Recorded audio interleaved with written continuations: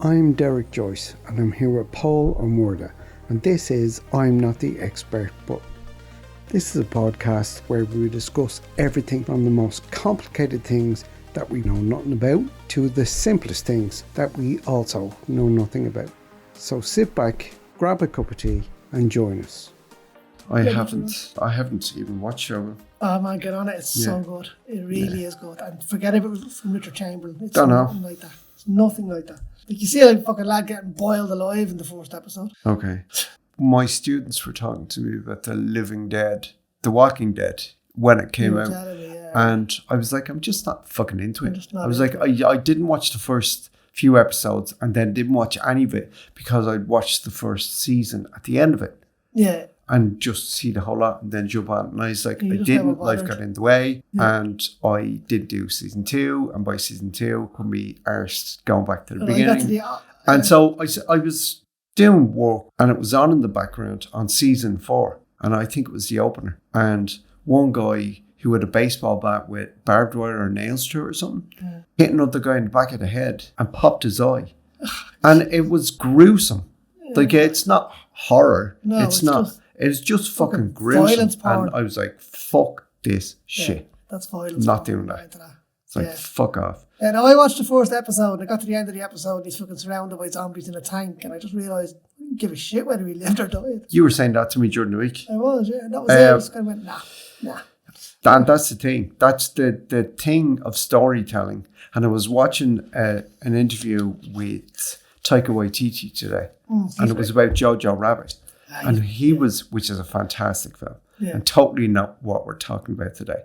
He was being interviewed by Trevor Noah when Trevor Noah did The Daily Show. Yeah, I remember him. Do you remember that?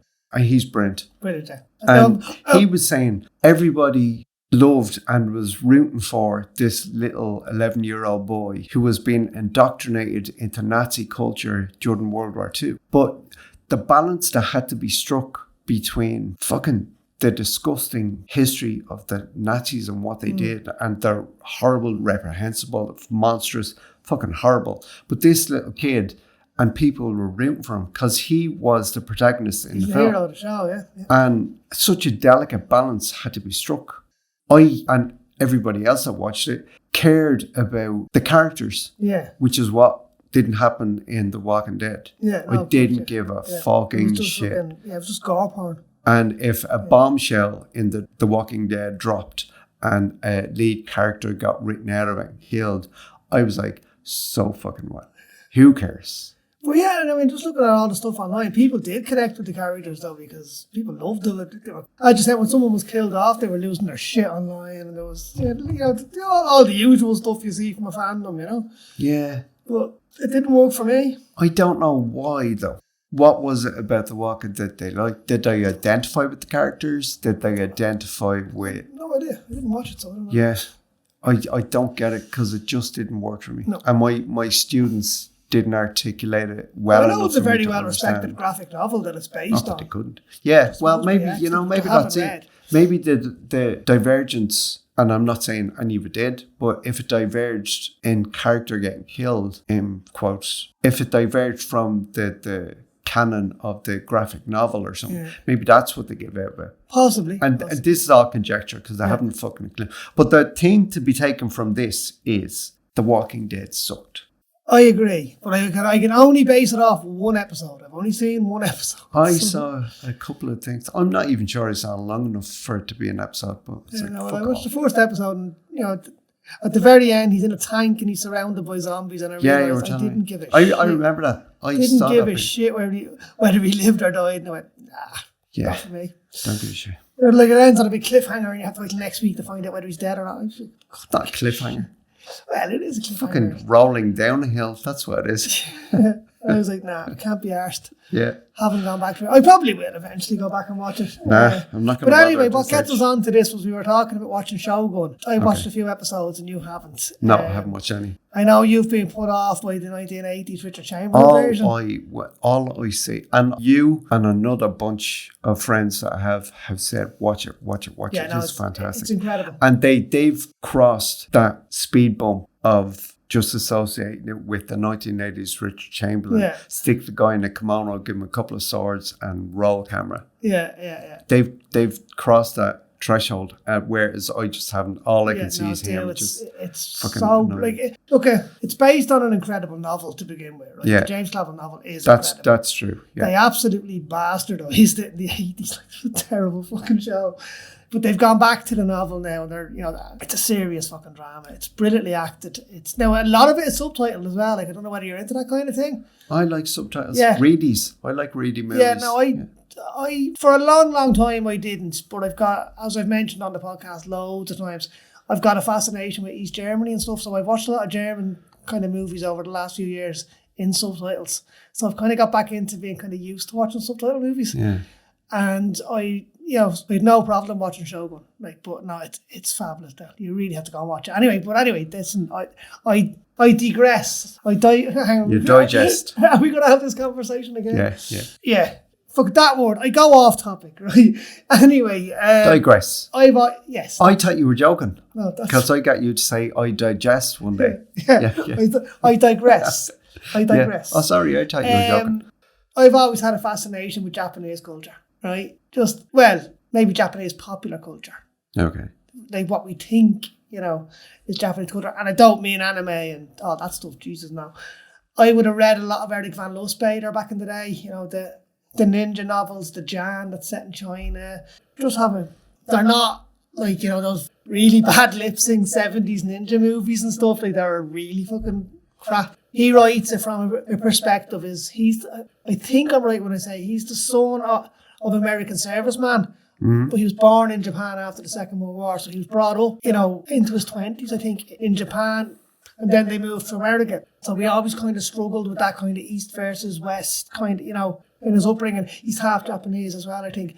And all of his main characters in his novels tend to be from that kind of dual background, that internal struggle between East and West within them. So it's a fascinating kind of concept, And I've always been into that. And then you said to me the other day, let's do something on samurai. That was like manna from heaven for me. I love this shit. So what have you got? What have I got with what? Samurai? Samurai, come on, what the leading you in there, Del? Okay. Well, I didn't even fucking get it. Yeah. Samurai, I love them as well. Where do you start? Not where do you start. What do you prefer, samurai or ninja? It's probably ninja. Well, popular culture ninja. Let's be honest, because the research from what I not found what out, they wear. Ninjas that everybody's thinking of as they listen to me say the word ninja, we're not ninjas. No. Yeah, it is popular culture ninja. It is, yeah. I always preferred samurai. Did you? Yeah. And when we were kids and you'd play cops and robbers, cowboys and Indians, samurais and ninjas and all that kind of thing. I was one and I was the other when we played because you're on that team and you don't kick up a stink unless you're a little And it was the whole thing of ninja versus samurai. But which is I always considered samurai to be just more noble, more honourable than ninjas. I just thought they were better. And from what I've learned over the last few days or last week, they were. They totally were. Yeah, well, they would have been. Yeah, but they weren't on opposite sides either. They were on the same side often. They were. If the samurai were your officer class in your normal army, ninja were the special forces, and the grunts kind of rolled into one. I don't see it like that at all. Yeah, they were kind of like the. No, I didn't. The commandos. In the class system in Japan, you'd have your samurai, and that would be a higher class. Yeah, it was. They could afford to kid out, and the honor of samurais fighting each other. If you're going to fight me, face me. That kind of thing. Where ninjas were like sneak in the background quite often. They didn't wear that popular culture ninja thing you're thinking of. No, they would have kind of blended in. Yeah. So they were farmers. They worked the land. They were fishermen. They were carpenters or whatever it was. So ninja tactics or ninja career wasn't their career. It was just something they did on the side. Yeah. And I'm not even on a case-by-case basis almost, they were just... Well, it's like when we were talking earlier off recording, where we said conscription in Japan stopped in the middle of the 8th century. Yeah. And it turned into a feudal system.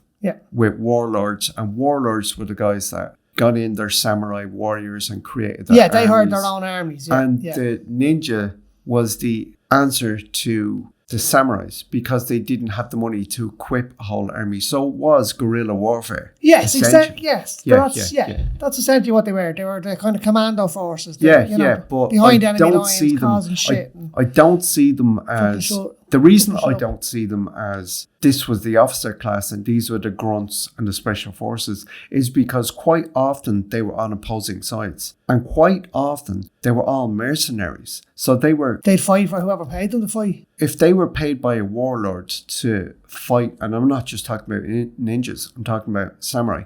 If they were paid by a warlord to fight for him, if even during battle they got a better offer, they often switch allegiances. Jesus. I'm only saying they often switch allegiances because this is what I found. But who's to say that this didn't happen everywhere? Well, you know? What happens with mercenaries all over the world, I you're suppose. fucking... Pay me, you know? Fuck you, pay me. That's it. You know? And that's great talk, actually. Yeah. Fuck you, pay me. Fuck you, pay me. I live by that. No, yeah. Yeah. I'm the opposite. I won't do anything if someone fucking offers to pay me. Volunteer for fucking everything. If you do something for free, you'll never fucking be... You'll never be idle. Out of work. That's it, exactly. But I know I enjoy it. What was I going to say to you? So, okay, let's get on track. The samurai were a class of warrior that essentially rose in the 10th century. So it took... 10th century? Well, what I got was the 10th century. 900. Yeah, sorry. So it's they live by the code of Bushido. That's Bushido, like Bushido, because I think I fudged the word just a second ago. That didn't come around as a word, as a phrase to encompass how they lived their lives and the rules they lived by until the 16th century. Okay, right. Because I was going to ask you, like you just said there, that they kind of work for the highest bidder and they'd fucking change sides in the middle down of a battle. to the feudal system. So but that's not very honourable, is it? Well, the thing was, as it is with most people's honour system around the world, it's honourable until it's not profitable. Yeah. And that's what I got from it. I know, so I'm not pointing a finger and going dishonourable to the Japanese or to the samurai. No. It's fucking everybody. Yeah, no, I understand that, but they were extreme with that kind of thing. I mean, they literally had fucking... And there's... What was it called? Seppuku, is it? Seppuku. Yeah, where they killed themselves. That's seppuku. Yeah. So I looked up seppuku. Oh, we'll get onto that because if we go down that road... Yeah, no, I don't want to go there. So we'll do it later because I did look at loads of that and the difference between that and harakiri. Yeah, that's what I knew harakiri was a word and I didn't come across that at all. Yeah, there you Deadly. go. No, but come here. No, listen, I'm not going to move off from the point yet because I'm finding it hard to parse how you can go from being a mercenary with no morals to killing yourself. Well, it's not that they had no morals. I don't get. It's not that they had no morals. No, but wasn't the whole thing honour to your domo, who was your kind of feudal warlord leader who you served, and if you dishonoured him, you had to commit suicide. A DOMO? DOMO, yeah. Are you sure? Yeah. I came across it loads of times. Loads and loads of times. Yeah. And I'm only saying that I was at a tea ceremony in Dunleary, a Japanese tea ceremony in Dunleary years ago. Now, I'm sure it was just a touristy tea ceremony. Yeah, I know, but my still. cousin who organised it had friends of his flown in from Japan. Deadly. And it was legitimate tea ceremony and bowing and serving and how you answer. So we were all trying to answer in the Japanese that we'd been given. Arigato. Domo arigato. And it was... And then games after. Like there was a game they played. Oh, the kind of black and white tiles on the board thing, is it? No. It's like a sake cup that was upturned. And you've got your cup in front of you upturned or whatever it is. You've got your point on the table in front of you to tap. Right. Okay? Yeah. So what it is the person sitting across from you. Like, so she sat across from me, this geisha girl sat across from me, and she had one in front of her. So it's an upturned cup because she went around and played the game with everybody. Right. And she taps that, and she taps the cup. Right. And then she taps that. And then I tap the space in front of me and tap the cup, and then tap that. But it's not that slow. It gets quicker and quicker and quicker. Oh, right. And what you can do is tap in front of you and then not tap the cup. Right. And I have to mimic that. Oh, and if I get it wrong, I lose. And it's a drinking game, and you have to take it's like taking a shot. Deadly. And and it's so you have to copy what she does, basically. So funny. Monkey see, monkey do, and if you get it wrong, you drink. It's just brilliant. Cool, it's great crap. Yeah, no, it's when but the whole ceremony is brilliant. We all sat in a big square on our knees, like not in seats. Yeah, on your cushion, down low. Tatami mat. Just class. Deadly. It's just a business. And they're all dressed in kimonos. And there's somebody playing that 2-stringed lute thing. Yeah. They were playing that, and it sounds like it is. They had lanterns, they had drapes on the walls. You know, I've been to a couple of Chinese New Year celebrations in Smithfield, which have been fantastic. Yeah, it's really great. Like the Chinese community in Ireland put on a great show every year for that. You know what I mean? Really enjoyed that, but I'd love to do a Japanese one. I love the ceremony of it all. It's just love all that pomp and ceremony. I love it. It's really brilliant. You know, but anyway, look. Yeah, we're going way off topic. Sorry. Well, we're not. We just kind of really deviated. We took a left turn somewhere. The term Bushido, which encompassed the rules they live by, was not coined as a phrase, Bushido, until the 16th century, apparently. Right. But the rules they lived by were around from 600 years before that. Yeah. You know, but they just didn't codify it. It was a set of rules that they lived by that obviously would have been passed in written or verbal form or what. But Bushido, when it came around in the 16th century, apparently codified the whole thing. Cool. Okay, so it was around. And what were the core tenets of? Oh God, I don't know. The whole honor system. Honor. You know, there was Confucius philosophy. There was the tea ceremony. Yeah. We've just talked about. That was a major part of it. I'd love to do that again. And then there was the whole kind of martial side of it then, so sword work and all that stuff. And samurai were really proficient in bow and sword. And horseback. Yeah, was a big one for them. Yeah, and that actually comes just on the on the origins and going back to the beginning, I suppose. The Amaru clan kind of expanded out from central Japan. As I was saying earlier, when they expanded out and they had to kind of appoint frugal warlords to look after their lands, basically. But then they actually allied with the Koreans, with a clan in Korea against another clan in Korea. And eventually China actually joined that other clan as well. So, but anyway, it was during that war in Korea that they first came across the idea of horseborne soldiers. Or cavalry. So that was something they brought back to Japan there. Yeah. So that was, because they were slaughtered in that battle, and it was basically due to the cavalry that they were annihilated, you know? Yeah. So those who survived came back, and they brought that idea of kind of horsemanship, and that became a tenet of... Yeah. They had all these rules they lived by, which became known as Bushido, which is still a big thing.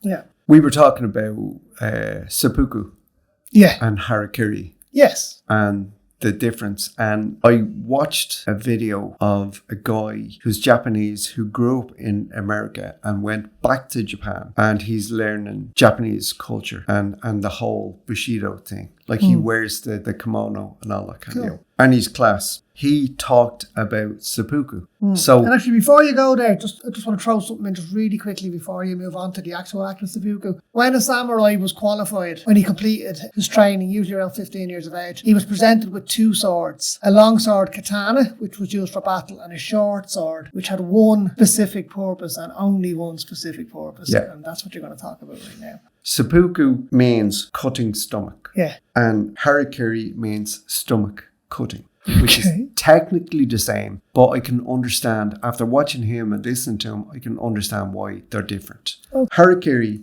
is stomach cutting. Yeah. And that's the act of cutting the stomach. Yeah. And seppuku is all of the ceremony. Right. You know what I mean? So one is the act of, and the other thing actual stabbing, and seppuku is the whole thing, the prayer, the death poem that they often left, stuff like that. Yeah. It's the whole ceremony. The thing was, the whole ceremony, like when you're being ordered to commit seppuku, which is a very noble death. For a samurai, for instance, to be given the opportunity to commit seppuku was a really noble way to die, as opposed to die in... Yeah, that's probably wrapped up that way. But really, at the end of the day, you're killing yourself and you've no choice but to kill yourself. You're coming at that from a Western... Maybe. But it's honor bound. It was honor yeah, no, bound, it is honor bound, and it was...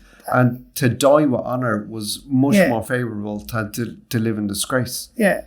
But I think... ordinarily, like, you know, that is the lofty kind of explanation or whatever, but the reality of it was do it or we'll chop your head off, basically. No, you see, that's the difference. Right. When they did it, when they committed seppuku, there was somebody to chop your head off anyway. And it was usually a very close friend or family member. Yeah, but no, like what I'm saying was the option was that or execution. Oh no, you were dying either way. Yeah. But that's what I'm saying, you were afforded the opportunity to die with honour. Yeah.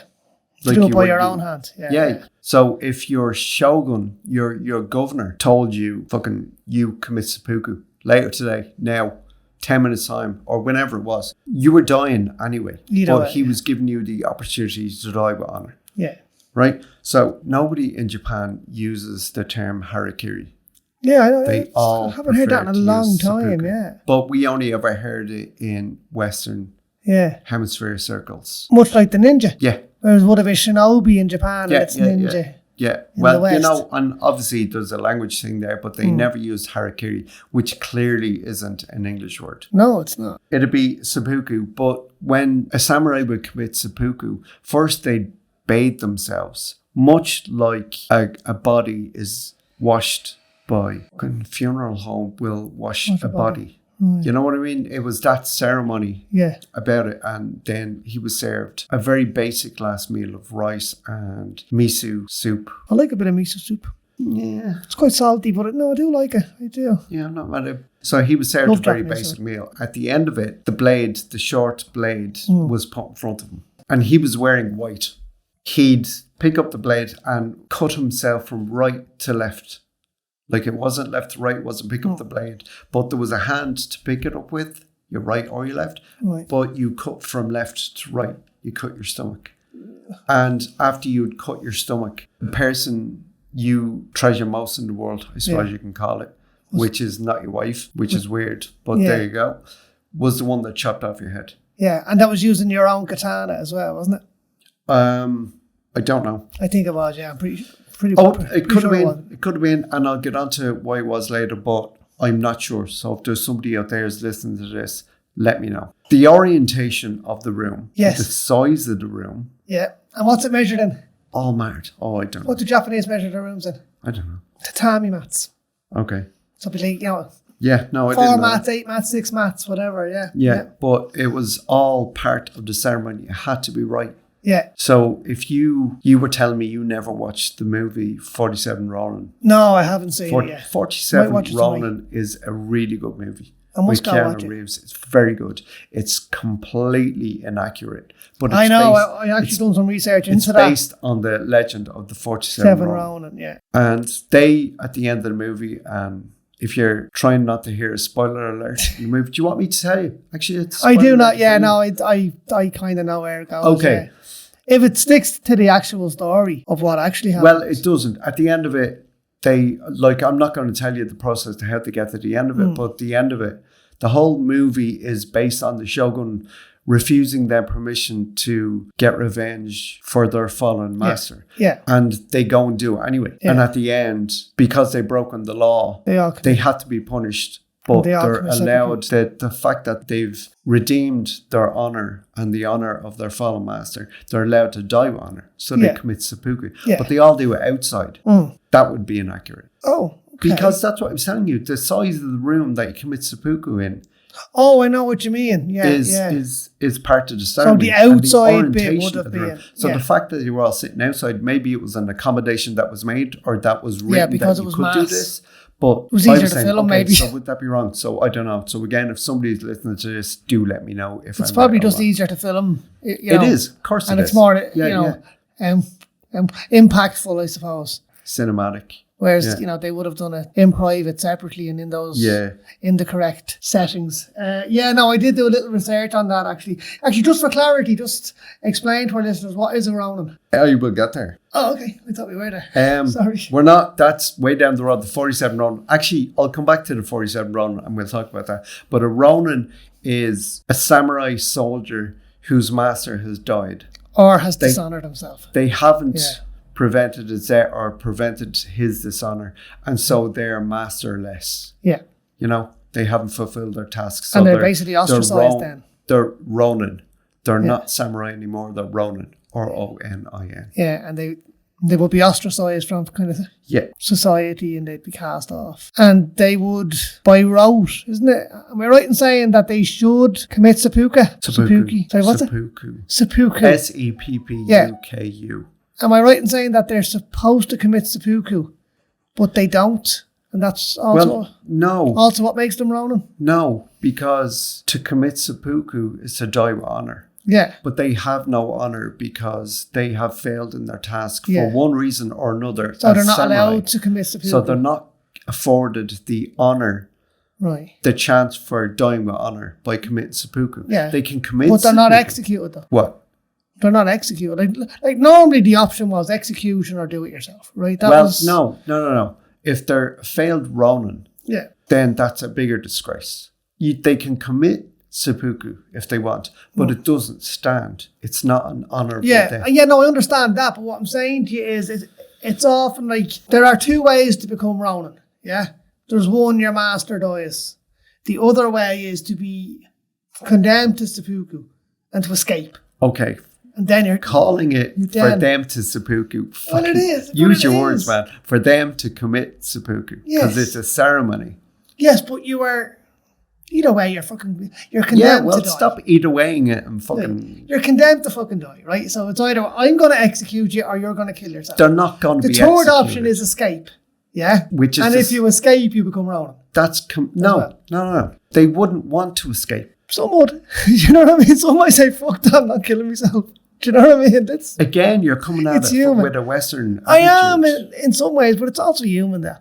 You know, fucking survival instinct. Obviously, you don't live by the Bushido code. Yeah, no, I know that. But what I'm trying to get to is I'm sure there were outliers. There were guys that when it came to it went, fuck this. Very few. And but that's why they became Ronin. Who would possibly be men wanted and hunted by their own? Yeah. I mean, that's even more. That's essentially what they were. So they live by a code of honor. Yeah. So for them to commit seppuku wasn't an option. Right. So they weren't allowed to commit seppuku. No. Well, they could kill themselves, but it doesn't count. It wouldn't be counted. You go and kill yourself, buddy. I don't care. Seppuku. Yeah. Doesn't matter. Your name is mud for eternity. And that of your generations, of your offspring, of your family. Quite possibly. Oh yeah. No, absolutely. Yeah. But that's that was more so why they so readily did commit seppuku is because it was the honour of their family. They restored their honour. Yeah. And that of their family. Yeah. Exactly. Yeah. Of their lineage and whatever. Yeah. And it's like their ancestors. They're disgracing their ancestors. Yeah. There's this lineage of this amazing family of samurai that went on for 1,000 years, and then this motherfucker disgraced everything. Now that's something you also see in Shogun, actually, now that you mention it, and I don't know whether it is, I don't have any reason to suspect that it's not true. It's kind of in fitting with that whole thing where if you do something so dishonourable that you can actually, your whole lineage, so your partner and your kids are also killed. Could inherit so it ends your line there. You know? It's possible. Your family line just ends possible. here, you know? It's possible. It sounds logical, actually, you know, kind of given the whole honour thing and all that, you know, and how much weight they put on their ancestors. Short blade that a samurai would have was a wakizashi. Okay, that wasn't what I was thinking. Wakizashi. Wakizashi. So you have your katana and your wakizashi. Yeah. Now, wakizashi is only used for seppuku, nothing else. Well, yeah, and I will get on to the 47 Ronin and what caused the 47 Ronin to become the 47 Ronin in due course. And you will see that the wakizashi was not only used for seppuku. Okay, well, now I'm going to argue that one. Oh, okay, go on. No, that's it. Specifically, that is the purpose of the wakizashi. It is, but it wasn't. Oh, sorry, it's supposed to be only used for that, but they used it for something else today. Oh, okay. Well, they didn't. Right. The 47 Ronin were fucking innocent where their honour came to. Yeah. Where their honour was kind of in reference. Okay. So it was just because of... we'll talk about it in a sec. There's an episode in The Simpsons. Oh, I knew The Simpsons had to come into this somewhere. They've done everything. There's actually, before I got into that, the reason you knew I was going to say something about The Simpsons is there's an episode of South Park where they're trying to take up a storyline. And for the whole episode, one of the characters is going, Simpsons did it. And somebody else has suggested something else. Simpsons did it. Because they've fucking done everything. But they go on a holiday to Japan. Last minute booking, you know. This is one of the ones and they get cheap tickets, and they go and they lose all their money, and Homer gets chucked in jail. Yes, this is what for just being an asshole. I've only seen a handful of Simpsons episodes in my life, but that's And they're taught the honor system, and when they're released from jail, they're in their kimonos. It's fucking gas. Yeah. And then with the last 1,000 yen they have, and to get them through to their flight home, Homer makes a crane for Lisa. You know, the origami crane. Yeah. And it blows away in the wind. And they have to go on a game show. And the game shows in Japan, according to Western culture, are notoriously... they're nuts. Like they're punishing. Yeah. Sorry, before they go on the game show and win their tickets home, they're working in a fish factory. And it's a fish concern. Fish concern? And they're going in, they're cutting up fish. Like you gut fish, chuck them in a basket. Gut fish, chuck them in a basket. So they're standing waist high in catch, in fish catch. And they're gutting it and chucking it in a basket. And the overhead TV sparks into life. And Lisa's saying, oh, look, here's the company motto. Or something like that. And it's... like Big Brother, like? No, but they're indoctrinating the employees. So it is, So they're saying, knife goes in, guts come out. That's what Osaka Fish Concern is all about. They're all singing it. And Bart is gutting the fish and he's going, knife goes in, gut comes out, and he picks up this fish who's still alive. Said, if you spare my life, I will give you 3 wishes. And he just sticks a knife in it. Knife goes in, guts come out. Yeah, it's fucking hilarious and probably very offensive. But come here, listen, they offended the Irish as well. So. I met this is a completely aside. I met a girl in Dublin who was over on a booze cruise from Liverpool years ago.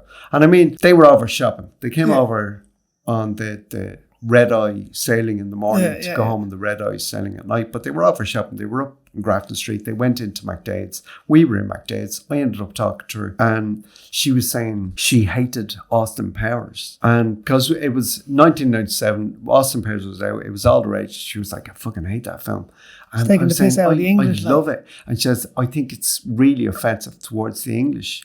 And I was saying, yeah, but there's an Irish guy in there. He's a member of Dr. Evil's cohort. Yeah. And it's a real shot at the Irish. Yeah. They're always after me, Lucky Charms. Yeah. It's fucking hilarious. And I said, I thought that was the funniest shit ever. She was like, why wouldn't that offend you? And I was like, because you don't do offense. Yeah, it's funny. They're not pointing at you, and well, they are pointing at you and laughing, but it's not it doesn't come from. It comes from a place of love. Yeah, it doesn't. It's not vindictive. Laugh, like. It's not. Yeah, fucking world. Be more reverent. But so they point at. I love. Stop finding shit to be offended by. I love what this. Actually, somebody actually said something very wise to me once. That offense can only be taken; it can't be given. There you go. Yeah. You take offense at something. I've had conversations with people who have said, I'm offended by that. And my answer has always been, you have the right to be offended by that, but you don't have the right to change the conversation because you're offended. And I will now go and commit seppuku. Yeah.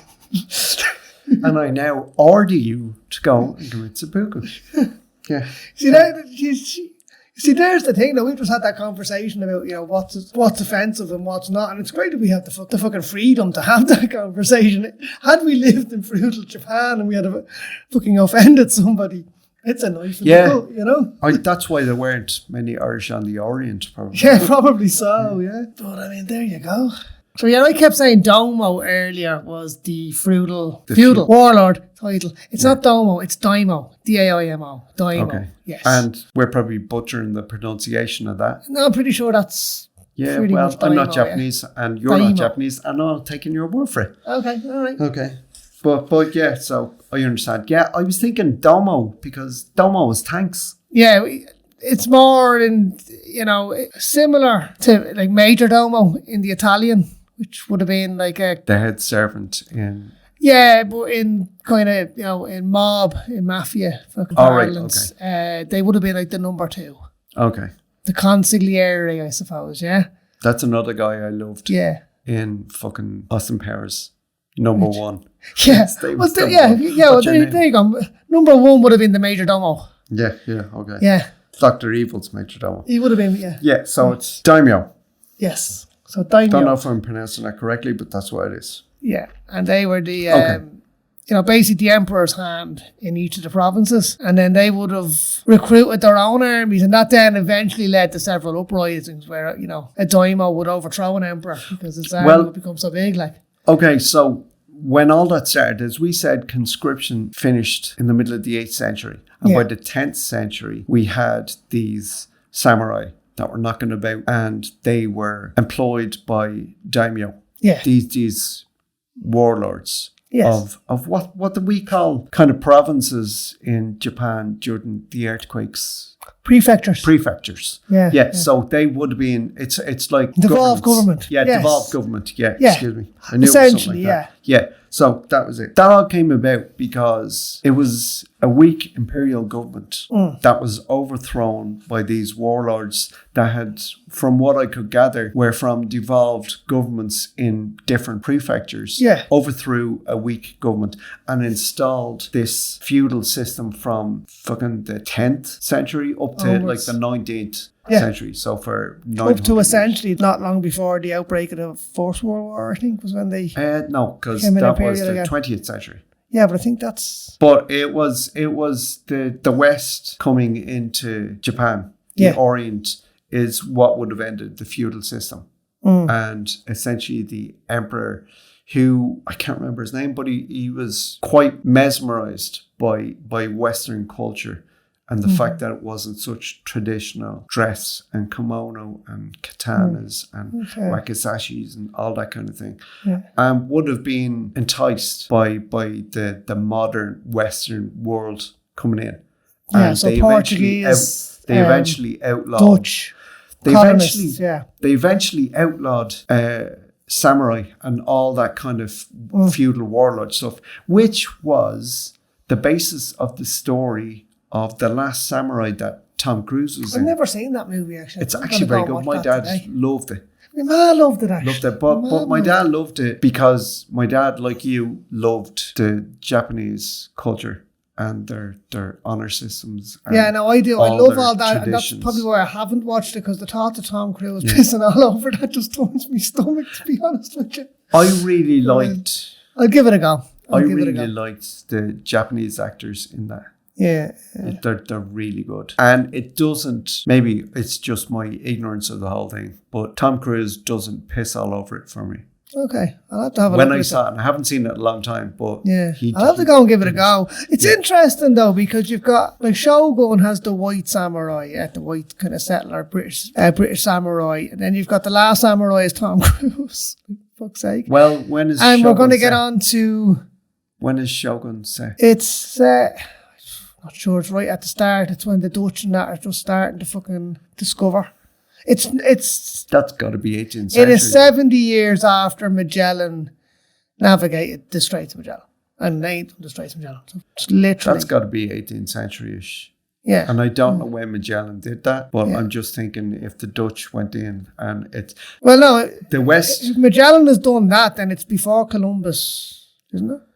No, it's after Columbus. It has to be after Columbus. Yeah, sorry. But... and Columbus went the other way, anyway. Yeah. But it's around that, kind of Marco Polo era and around that time, from what I can think of when I hear Marco Polo is... Marco? Kids in a pool with one guy blindfolded or something. Marco Polo. Marco Polo. Yeah. Okay. What you were saying is that is the story of... He's an English guy who lands... Yeah, I saw him, but before him there was a guy called Yasuke. Yeah, this is the one I wanted. Yeah, I was leading you into this. Yeah. The African samurai. And there's no recorded history of his name. Yeah, before he became Yasuke. I was trying to say that because fucking like Yasuke is a very Japanese name. Yeah. So he turned up in Japan during the Sengoku period, which was the 15th century. It was 1467 to 77-ish. Okay. And maybe it was longer now. I don't know. So before Columbus discovered America, this guy's in Japan? Yeah. Wow. Well, people were sailing everywhere. It's the history. Yeah, I suppose history the East records had been, Columbus. Yeah, the East had been pretty much mapped and discovered at that stage. It was the West that hadn't been. It's not that the East, but it was all land after land after land. Columbus pretty much set out into the fucking ocean. Yeah. And wasn't intending on going to the Americas. No, he was trying India. to circumnavigate. Wasn't he looking for a quicker route to the East Indies? Yeah. Was that him? Yeah. So anyway, this guy turns up in Japan, and I think it was Edo, which was Tokyo. Yeah. Yeah, which is what is now Tokyo. He was given the name Yasuke by this guy, Oda Nobunaga, who befriended him. And he was very much a warlord. He was intelligent. He was articulate. He was very much into drama, which I'll talk about later. So they'd have all the kabuki theatre and all that kind of thing. And the dramatic retellings of stories. Oh, cool. Okay. So you'd have all that kind of thing. And this guy, Yasuke, was a guy who was really into this thing called utenzi, and that's Uttanzi. And what that was a dramatic, historic form of Swahili poetry. Okay. There's a meeting point of minds right there from this guy Nobunaga and this guy Yasuke, and they get on well instantly, right? History says they don't know what this guy Yasuke's name was before it became Yasuke. Right. And historians have postulated that maybe he was from Mozambique because history records that he liked this thing, utenzi, which was specifically from Mozambique. Swahili dramatic poetry. Right.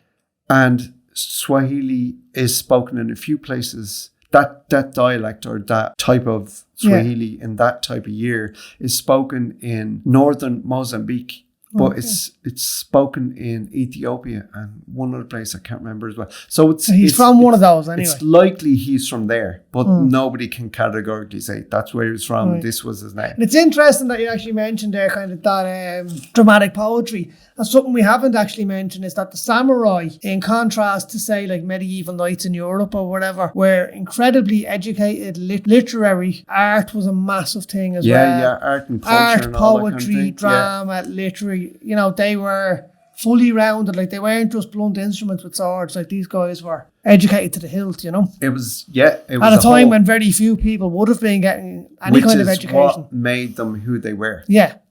So that's what elevated the class of samurai and all that kind of thing. Yeah. But this guy Yasuke, he turned up in Edo, in what is now Tokyo, with a Jesuit priest. Okay, bloody Christians get everywhere. But here's the thing. His name was Alessandro Valignano, I think. Gonna guess he was an Italian. But this guy was a Jesuit priest, and because he was a priest, I was thinking, so this guy Yasuke was his fucking slave? Manservant or something, that? Man Friday sort of Hang on a minute. But I read that he was his bodyguard. Yeah, there's no word for fucking manservant. Because he was... Well, no, here's the thing. He was there as a Jesuit convert. Who's going to need a fucking bodyguard more than somebody who's trying to convert a whole fucking country from their culture? Whoever you believe in is the wrong fucking god, lads. Get on the program. You know that kind of thing? Dude, you've got to watch Shogun. This is all in Shogun. But and I'm sure I will. I'm sure I will. But the thing is, he was a bodyguard.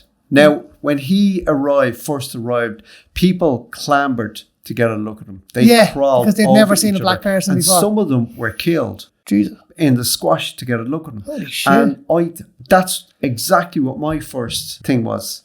Holy shit. But I read, around that time in the Sengoku period, all Buddhist monuments were made black. That's right. So he turned up and he was like the personification of Buddha. God on earth. Yeah. So people wanted to look at him. So they worshipped him. I'm not saying naturally they'd kill each other to get a look at him. No, but that goes some way to explain. Almost like Jesus walking around Nazareth, like what might have caused squash. You know, that kind of thing. Yeah. So it all knits together really well. That one part of it answers another part of it that posed a question for me, and I was going, hang on a fucking second. It all kind of tied in together. But this guy, Nobunaga, had a meeting of minds with this Yasuke guy before he was Yasuke, and called him Yasuke, and they became really, really good friends. It was Nobunaga that conferred upon him the title of samurai. As you were saying earlier on, the title of samurai was attained by lifelong study from childhood. Yeah, up to about 15, yeah. There's no way that he learned everything there was to learn within the year. Or a few months or whatever, and then bang, you're a samurai. He would have been intensely learning the culture. And Yasuke spoke Japanese before he got there. He had cultural Japanese language. So he had a means of communication, and he was accepted much more readily than the Jesuit who speaking English or whatever. That would have done something to enhance his godlike. And it's not that he was worshipped, but he wasn't far off. This is fucking Buddha, and he speaks. This is his representation, and he speaks our language. Holy shit balls, lads! He would have been accepted a lot quicker than somebody who didn't speak any fucking language. He would have learned the whole swordplay thing. It was also Nobunaga accepted Yasuke into his house, like they were firm friends by all accounts. Yeah. And Nobunaga allowed Yasuke to eat with him. Now, he was the lord, so he's this fucking warlord. He's a daimyo, is he? A daimyo, yeah. And he ate alone. He didn't, and I'm sure with his family and all that kind of thing, but he didn't eat with his peasantry. Not his peasantry, his samurai soldiers, his generals, his captains, lieutenants, or whatever you want to call them. He didn't eat with them, but he ate with Yasuke. He shared that level of friendship with him, right? There's a bit more to it, I wonder. Sounds a bit odd, doesn't it? It could be, but is what it is. Could very well be. I think that's probably, It just kind of sounds that way, doesn't it? No, here's the thing. Nobunaga was betrayed by one of his generals. Mm-hmm. And the general controlled, if I remember correctly, 3,000 or 5,000 samurai under his control, and just turned on them one day and set the castle alight. That was pretty common, yeah. Trapped Nobunaga in a room. And apparently Nobunaga was trapped in the room with Yasuke and Nobunaga's lover. And I can't remember his name. Oh, so he was. I think he might have been gay. I don't want to say, he definitely was, because it could be wrong, but I think that's what it was. And before Nobunaga was caught by this general and all the general soldiers that were loyal to him under his command, let me get this straight, he was committing seppuku. Nobunaga was. Right. And he requested of Yasuke to chop his head off. You be the one to chop my head off. Okay. And when you chop my head off, take my head and take my sword and give them to my son. Yeah. Lovely. You're looking at me with that fucking Jesus Here's Christ. Your dad's head. But here's why. He committed seppuku. Yasuke chopped his head off, and then escaped with his head and with his sword to bring to his son.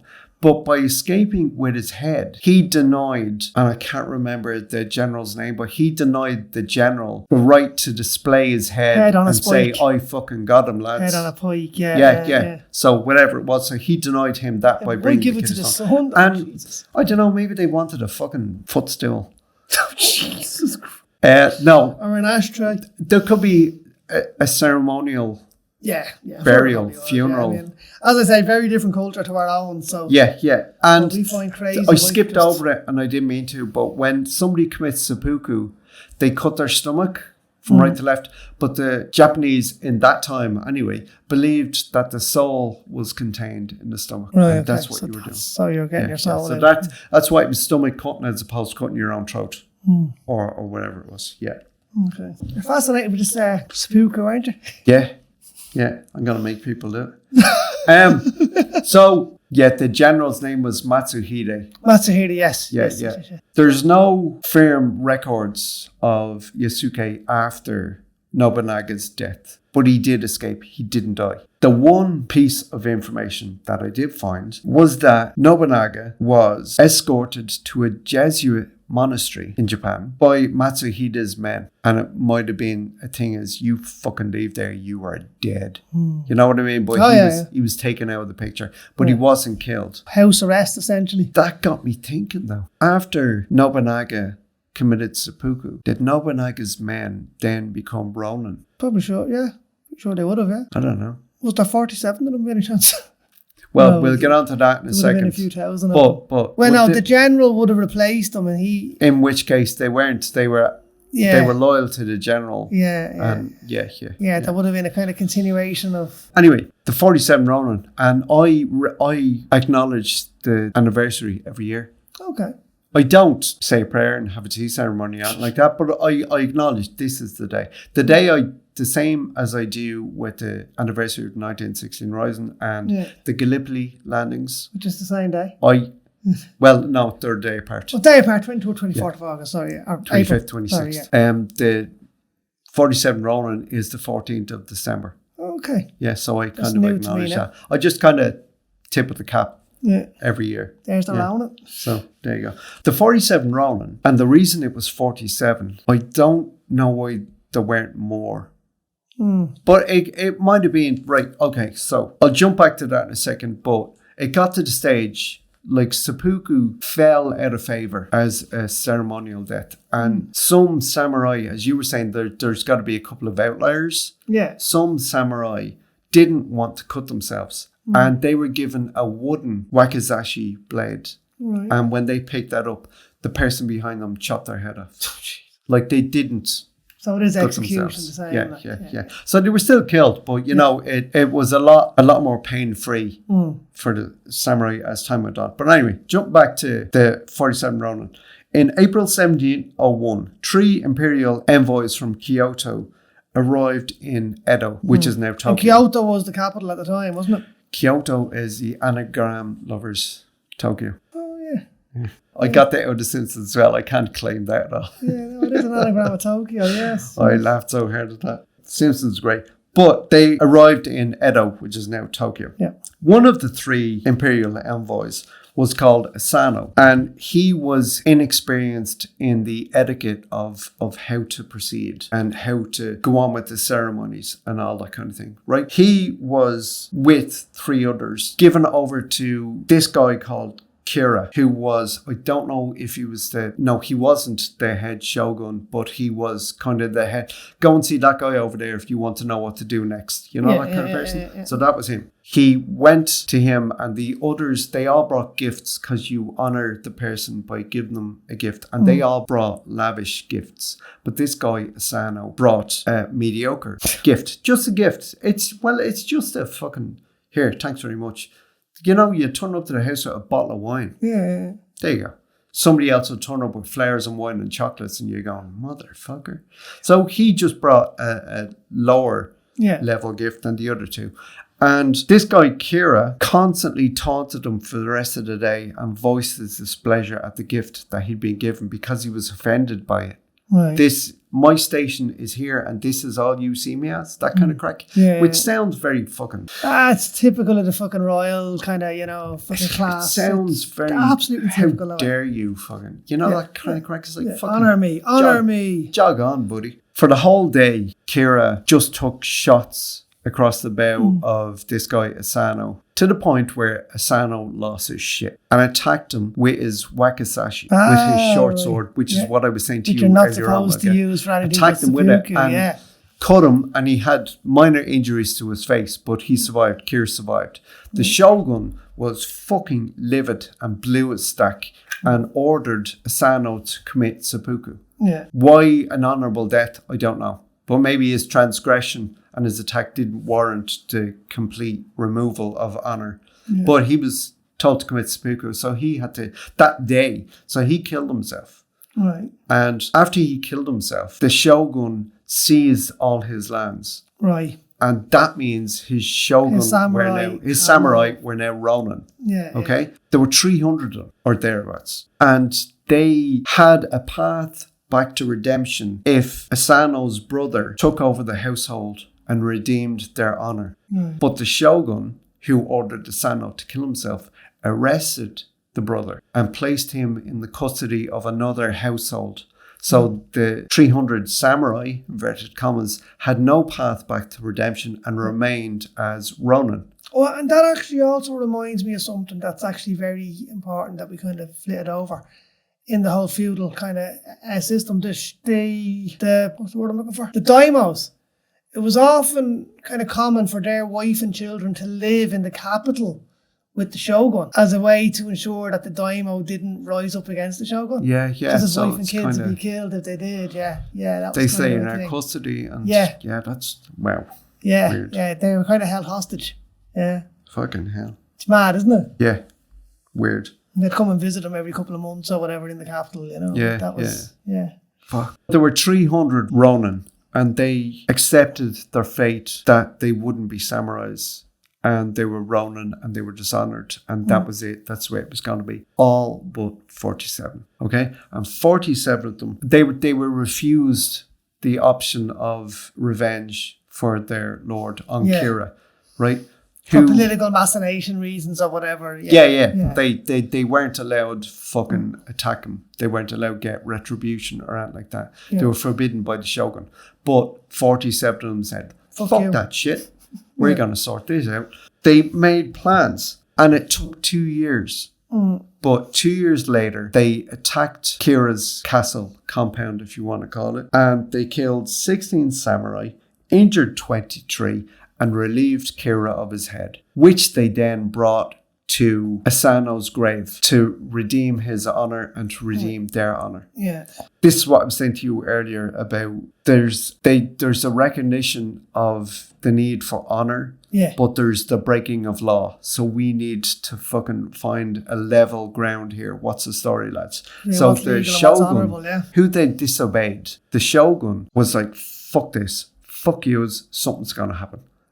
And it took months of negotiation, not between them and the shogun. I mean, they immediately surrendered to the forces. There was no contest. And whatever, there was no fight. There was no rebellion. It was like, we broke the law. Here's our swords. We accept our fate. Okay? There was back and forward in the government for ages, and they came to the decision that laws had been broken. Honor had been served. So we will allow them to die with honor, as opposed to execute them. Yeah. So they were allowed to die with seppuku, with honor. Okay, so they all perform seppuku. As I was saying earlier on, they bathe, they get a basic meal, they get a white kimono thing, they get the wakizashi laid before them. There's someone there to chop their head off, needs to be. And I remember reading something about, because I saw it in the film, in the 47 Ronin, where one guy, the kid of one of the Ronin, who was also a Ronin, he was training to be a samurai, who also became part of the 47 and killed Kira in the end, was excused from the ceremony because it would continue one guy's lineage, the head Ronin, the head samurai who was leading the group. Right. His son was excused. And I looked at that in the film and I was like, did that actually happen? And looked it up, and apparently it did. That he was excused from the ceremony. Because it wasn't, the honor hadn't been breached to end his line. No. It had, and he'd taken part of it. But the honor was seppuku. You can kill yourself by seppuku. But we also honor your lineage. That's what I'm saying, yeah. Sorry, The charge wasn't severe enough to end that family's line. So the son was allowed you're to allowed to continue on, so you step out. And the thing is, like, you don't, when the shogun says step out, it's a very minimal movement. And you don't go, fucking hell, man. And then, and contest. You fucking step out. You stepped out, honor bound, you stepped out. And the rest committed seppuku. Yeah, well, that goes back to what I was saying earlier, where, if a crime was severe enough, an entire lineage would be wiped out. So that kind of stands to that then, And it was a severe enough crime, but honor had been restored. Yeah, that's what I mean. And it was in honor of the master, and that couldn't be taken out of the conversation. Yeah, but the linear thing, that's when honor is so badly besmirched. It's like your line, doesn't deserve to continue. It's so dishonorable, Yeah. So, so kids and honor killed. To this day, the 47 Ronin have been used in Japan as an example of honor, loyalty, and courage. Like they broke the rules, they broke the law, but the reasons they did it, it was honor bound. Yeah. And they immediately handed themselves in as well. Like, you know, there was no rebellion. There's no, we're going to fucking try and kill as many as we can. It's just, we got the guy we want. We gave him to our master, and we're yours. We're at your mercy, or not. But they were all buried beside their master because they were allowed to be buried there because they'd committed seppuku and died honorably. Honorably, yeah. Yeah. So it's a brilliant story. I love it. So who do you prefer? Samurai or ninja? Samurai or ninja? Oof. You'd have asked me that at the top of the show. I'd have said ninja. Not so sure now. You did? I did, didn't I? I'm not so sure now. Liking these fucking samurais. I will say though as well, I'm just looking down at my notes here, and there was something I took notes of earlier. We've kind of a little bit brushed over, maybe romanticised the fucking samurai a little bit. They were quite brutal as well. They were all brutal. Like they were known for fucking beheading. There was massacres. They'd burn entire villages. It was a life of combat. Like it wasn't just. Yeah. I know, but I mean, they could be evil bastards too. Like, they wipe out entire villages, men, women, children, the whole fucking lot, like, you know. Yeah, like, I think I'm more into the samurai now, Dale, but I do just want to do a little bit of background on ninja, because I've done a little bit. Yeah, go for it. I was quite shocked with some of it, right? Right, the actual kaiji, right? Kanji, isn't it kanji? Yeah. The actual Japanese characters for what we call ninja, right? The way it's written has two meanings and pronunciations in the Japanese language, and the other one is Shinobi. Yeah. And we would have heard of that. No, yeah, I know it. Yeah. Anyone who grew up in the 80s, it was one of the biggest selling video games ever, was called Shinobi. But I never realised that just literally means ninja. But it is likely that in feudal Japan, that is the word that would have been used for them. Like, it would have been pronounced Shinobi. The word ninja didn't come around until the mid-20th century, and guess where it came from? I fucking know where it came from. Do you? Yeah. Go on. No, you say it. He James fucking Bond. Right? Well, no, it's not James Bond that pisses me off. It's Ian fucking Fleming. Ian Fleming, yeah. He actually came up with the word ninja in You Only Live Twice, I believe. Yeah. I'm sure he didn't come up with it, but he's the one that coined it. He was the first who coined, who used it as a word. And I mean, how he depicted ninjas in that movie is completely... Yeah, and they were fucking clumsy. Yeah, I know, but even that aside, I mean, the whole, the fucking poisoning with the piece of string going down and all, that's all fucking horseshit. No, I don't think that's horseshit. It is, yeah. None of that. They were basically, right, from what I've read and from what I understand, from reading Lost Spader, from doing a bit of research for this podcast and stuff, they were essentially kind of like fucking commandos, right? They were the kind of special forces of the Japanese military. No, I don't see that at all. Okay, well, look at it. Yeah, well, we disagree completely on that, but yeah, go on. Okay, well, look it up and see what you think. But anyway, this is what I've come to look at, right? And what I've come... Well, we must be researching in very different areas, Tal, I don't know, because this is what I found. Right, so basically, yeah, they were lower class than the samurai and all that. Like, that's a given, like they were. But they were kind of sent on the shit jobs. No, you know what I didn't get that at all. Okay. Well, they were scouts. They were sent behind enemy lines or to infiltrate. Agreed. The enemy. Infiltrators. Yeah, they were spies. They were scouts. Yeah. They were. That's what I'm saying. Yeah. Yeah. Okay, but I didn't read that they were the grunts.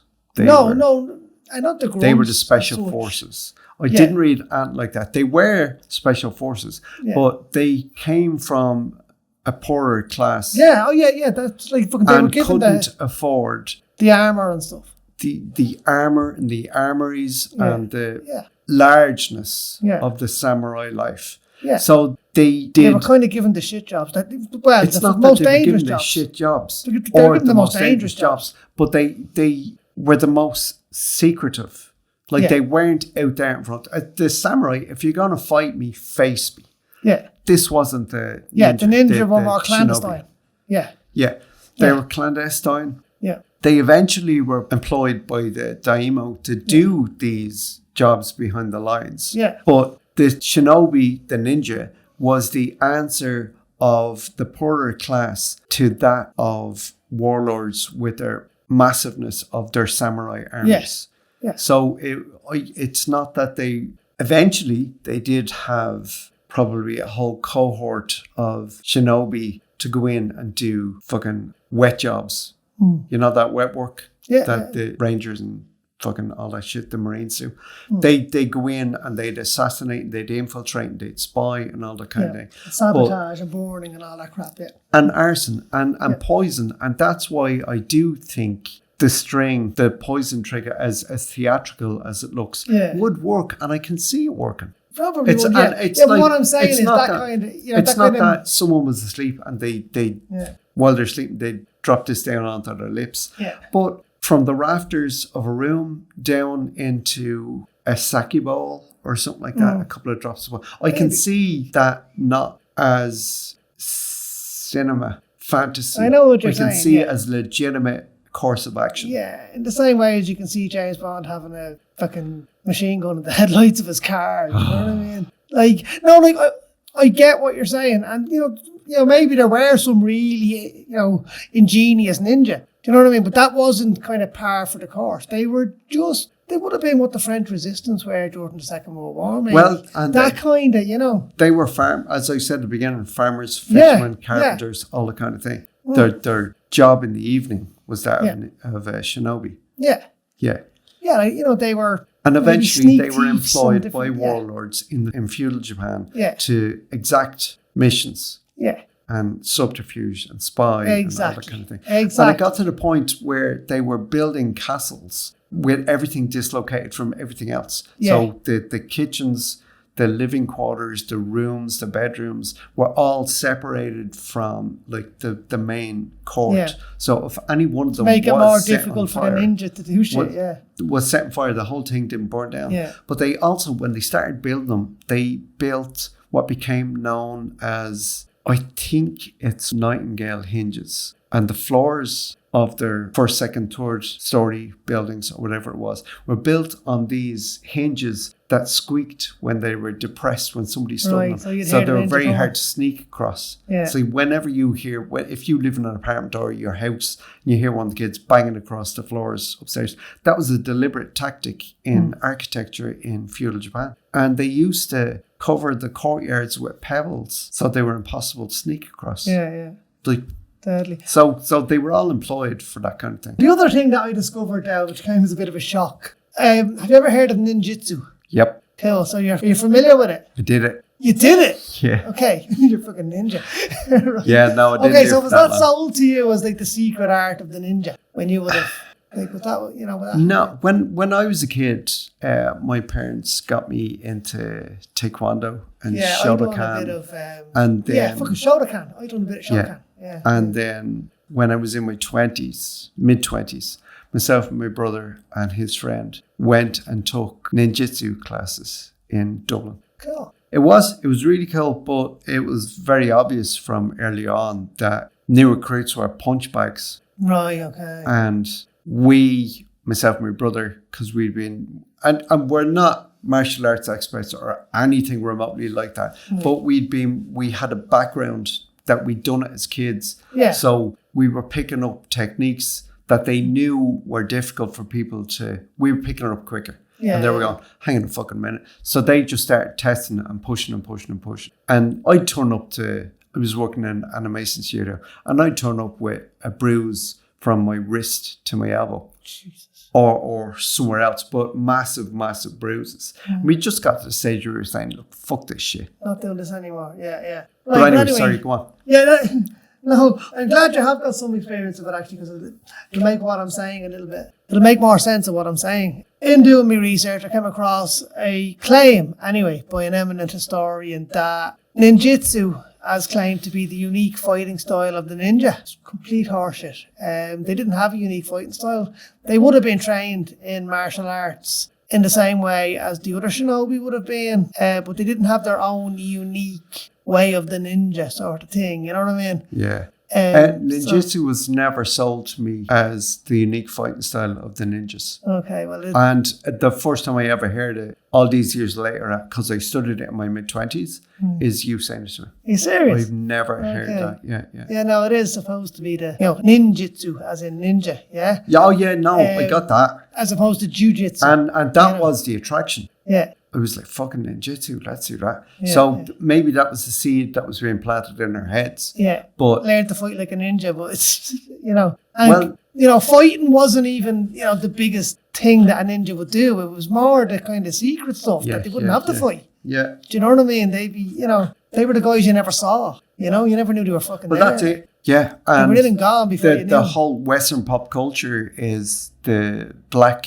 dressed ninja. Yeah. They never wore black. It was more they navy might have wore blue. black and they might have worn navy. They would have worn whatever dark colours if they were operating at night. It's easier to blend into the night wearing navy than it is black. Yeah. So if they went for subterfuge or sneak in or covert, it was usually a navy. Yeah. Or, and then fucking during the day when they were operating, they would have just wore their civvies, like they wouldn't have been. Well, they very rarely were just, there's a ninja over there. Yeah. They were, if they were fishermen, they wore the hats and the getup. Yeah. All that kind of thing. Yeah. But they were still operating, so that was one I thought was very interesting because I was always fascinated with that kind of aspect of ninjas, the martial arts and the amazing fighting style and the fucking smoke bombs and the fucking all that stuff that the almost supernatural fucking aspect to them, which is complete and total bollocks. I don't think so. It is, yeah. The smoke bomb shit. Well,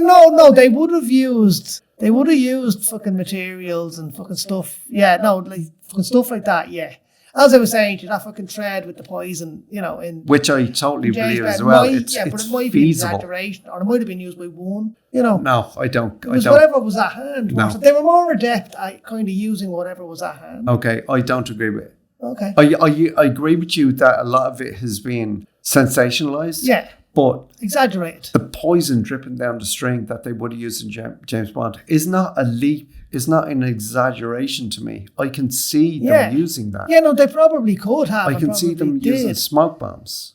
Yeah, no, smoke bombs and stuff maybe, and fucking diversionary tactics or something that they absolutely diversionary tactics, they're throwing stars. Yes. That was all Shuriken, yeah. The what? The Shuriken. Yeah. Yeah, they were, yes. But no, it wasn't that they were machined things that were made. No, they were made.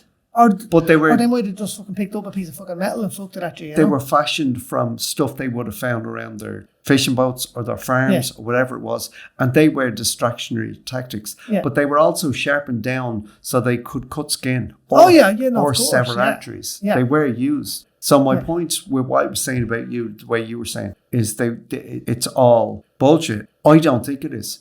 I think it's been sensationalized. It's been fucking Hollywoodized. Yeah, that kind of pedestal that ninjas are put on. It's been given the Western Hemisphere treatment. Yeah, it's almost superhero. Do you know what I mean? No, it was never superhero to me. But I never read an account, even when I was a kid, of ninjas did this, and then go, yeah, that's all bullshit. It's plausible to me. Yeah. I find it all very plausible. Yeah, but there's not. Yeah, what I'm saying is, it's not. There wasn't like ninja school where they learned to do all this shit. That's kind of what I'm getting at. Where they all had the same skills. And this is the point I was making as well. Bruce Lee, which we were talking about off recording, was fucking castigated. He was cursed for teaching or a form of kung fu to the Western Hemisphere. Yeah. So they did have this in their culture. Oh, they did, and they protected their. But it wasn't specific to ninja or samurai. No, absolutely. And they do have the whole kind of, psychological side of martial arts and the whole mind over matter stuff. Like, that's real. That is definitely real. What I'm trying to say, the way ninjas are often depicted as like fucking supernatural beings nearly, like the fucking level of skill they have and you'll never fucking beat a ninja. They were just normal fucking guys who were just good at, quietly getting shit done. Basically, as well. I think they were much more capable than you're giving them credit for. I don't think they were superheroes, but they were capable of, getting in, getting a fucking job done, getting out without anyone fucking knowing they were there. They were really good at that shit. Hand to hand, they weren't any better than anyone else, really. And they didn't have any magic fucking fighting style that, you know. I never, ever thought they did. I don't know where you're conjuring this up from. From most fucking ninja movies. There you go, Western pop culture. Yeah, no, absolutely. But that's what most people think of the ninja when they think of ninja, yeah. you know. No. It's just hand-to-hand fucking, you know. But no, it was all fucking horseshit. Yeah, they're actually more fascinating to me now than before I done the research. The idea that they were just ordinary fucking, you know. Yeah, it was guerrilla warfare, so they had to be somebody that you wouldn't look twice at. Yes, there you go. That's it. Yeah. That's what 100%. It was. But they weren't as good as samurais. No, samurais were the fucking professional soldiers, you might say. Samurais, professional soldiers, and I love the honor system, and I love the whole Bushido code, which wasn't codified until the 16th century, but I love that. I knew in the way they lived, and even the honourable death I thought was really honourable. It's just an excellent way of life. I just loved it. Ninjas are way more sexy though. Ninjas were fucking Power Rangers. No, they were fucking Power Rangers. Rangers. They weren't even Power Rangers. Power Rangers has fucking here. special powers and fucking Power Rangers. No, the ninja were just fucking, you know. Power Rangers. They were the fucking, I don't even know what to call them. They were the fucking CIA, the MI6 field agents, not the fucking organisation. MI6. No, you know what I mean? They were the fucking, the guys that infiltrated, that got in. Yeah. They were Power Rangers. They could jump on each other's shoulders, turn into a big Power Ranger. You know, I don't agree, but okay. So, as I said a couple of seconds ago, samurai, awesome. Ninja, fucking Power Rangers. No, not having that. They weren't. They were even more awesome than I thought they were. They were just ordinary fucking Joes who are really fucking good at getting shit done. On that note, I'm out of here. Yeah, that was really good there. Fair play. Okay, see you later. Bye.